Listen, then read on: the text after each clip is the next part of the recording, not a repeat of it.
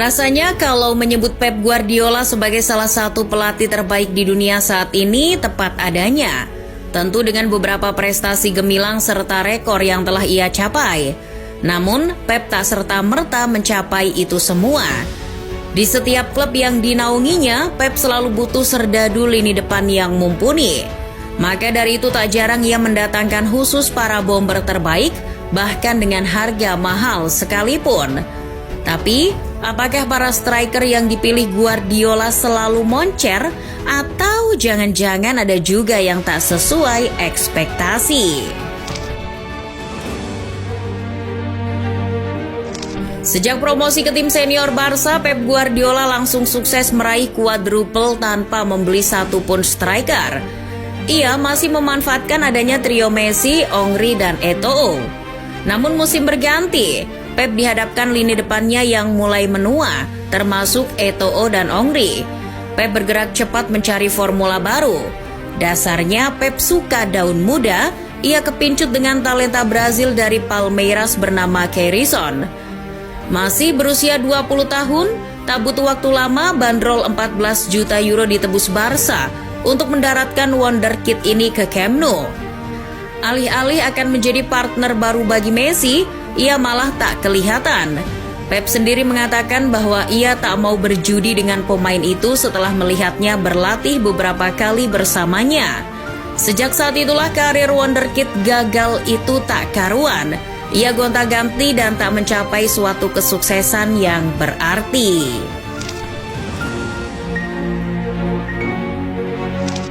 Hal itulah yang menjadikan Pep harus memutar otak kembali mencari bomber lain.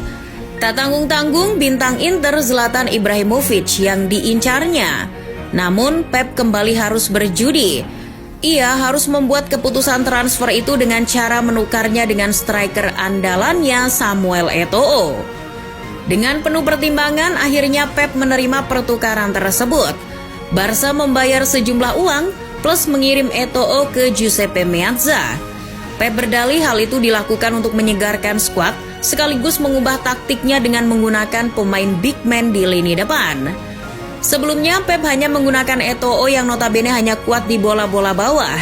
Dengan adanya Ibra, serangan Barca diharapkan akan lebih bervariasi.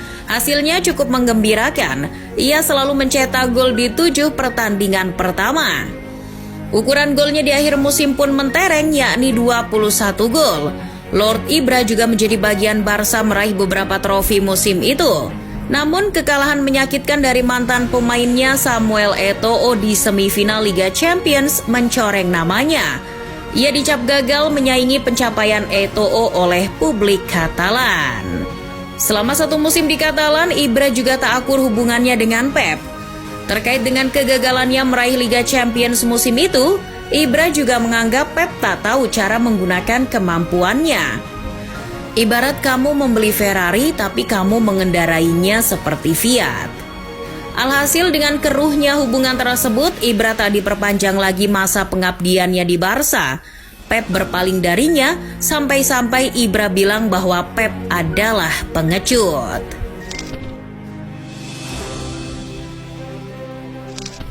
Setelah tak percaya Ibra, untung Pep masih punya Pedro, pemain yang gacor ketika dipromosikan Pep dari Barca B.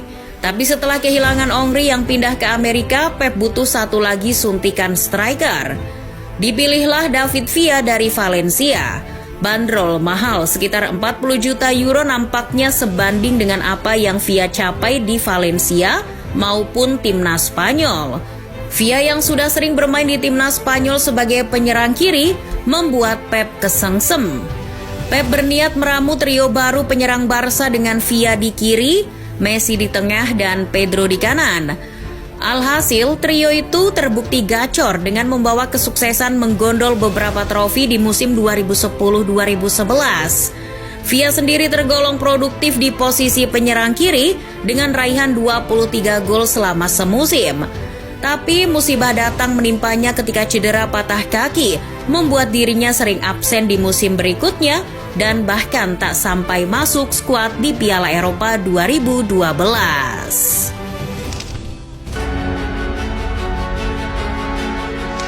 Setelah dipusingkan cederanya Villa, Pep memutuskan untuk membeli striker baru. Di sisi lain, Pep juga tak lupa mengorbitkan berbagai penyerang mudanya dari Barca B, macam Christian Theo maupun Isaac Cuenca. Seperti biasa, bukan Pep namanya kalau tak punya formula baru tiap musimnya. Ia kembali coba merubah komposisi penyerangnya dengan menaruh Pedro di kiri, Messi di tengah dan membeli penyerang kanan asal Udinese bernama Alexis Sanchez. Penyerang Chile berusia 23 tahun ketika itu secara catatan gol dan perannya terbukti menjawab kemauan Pep. 13 gol telah Alexis cetak sebagai penyerang yang fleksibel baik di kanan maupun kiri. Ia pun juga sempat menggondol beberapa trofi bersama Pep di Barca. Namun gelar La Liga dan Liga Champions yang raib membuat namanya kurang banyak diakui publik Camp Nou sebagai pembelian yang berhasil.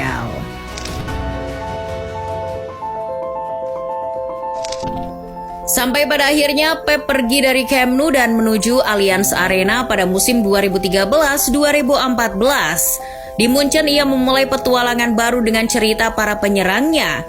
Kehilangan Mario Gomez, Pep hanya punya Mandzukic dan Muller sebagai striker guna mendulang gol. Membeli seorang gelandang seperti Mario Götze yang perannya hendak disulap seperti Messi, ternyata tak berjalan sesuai ekspektasi. Justru Mandzukic lah yang tetap membantu keran gol Munchen musim itu. Namun Mandzukic tetap tak dipercaya Pep sebagai sumber gol bagi Munchen di musim berikutnya. Mandzukic pun rela pergi. Dan Pep akhirnya mendapatkan amunisi baru yang lebih menyeramkan dalam diri Robert Lewandowski. Dortmund Mart selanjutnya setelah Götze ini dimaksudkan untuk menjadi target man baru bagi Munchen. Bersama Pep, talenta Lewi makin menjadi-jadi. Dari 100 pertandingan, ia mencetak 67 gol selama 2 musimnya bersama Pep. Sejumlah trofi pun mereka gondol, namun sayang trofi Liga Champions belumlah didapat.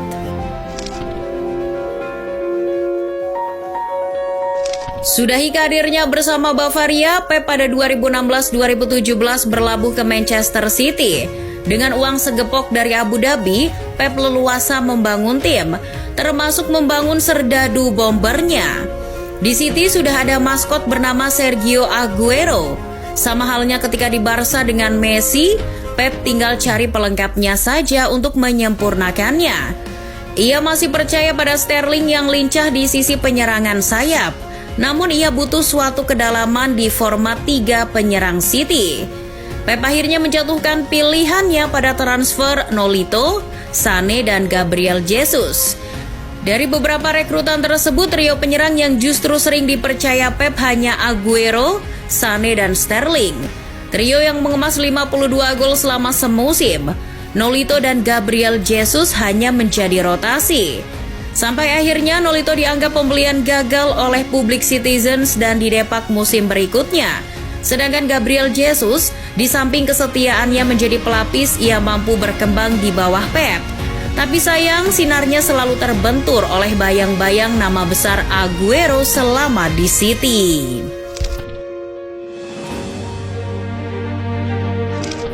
Bermusim-musim Pep mengandalkan Aguero, Sané, Sterling maupun Jesus. Di saat Sané dan Aguero pergi, Pep juga selalu berhasil menyiasatinya dengan bermain tanpa menggunakan striker. Sampai akhirnya Pep kembali pada eksperimennya. Ia di musim 2022-2023 ingin penyegaran skuad dengan mendatangkan seorang mesin gol baru yang bisa diandalkan. Pep tepat ketika menjatuhkan pilihannya pada Erling Haaland. Akibatnya Jesus dan Sterling pun jadi korban dan hengkang dari Etihad. Kini semua tertuju pada Haaland sebagai muara gol City. Terbukti hasilnya, Haaland bak monster musim ini dengan torehan golnya. Sebagai target man di depan, Haaland tentu juga butuh pelapis. Untung Pep sudah punya rekrutan baru lainnya bernama Julian Alvarez, pemuda Argentina yang ditebus dari River Plate. Kegacoran Alvarez di Piala Dunia 2022 lalu juga kembali jadi bukti bahwa Pep tak salah pilih striker.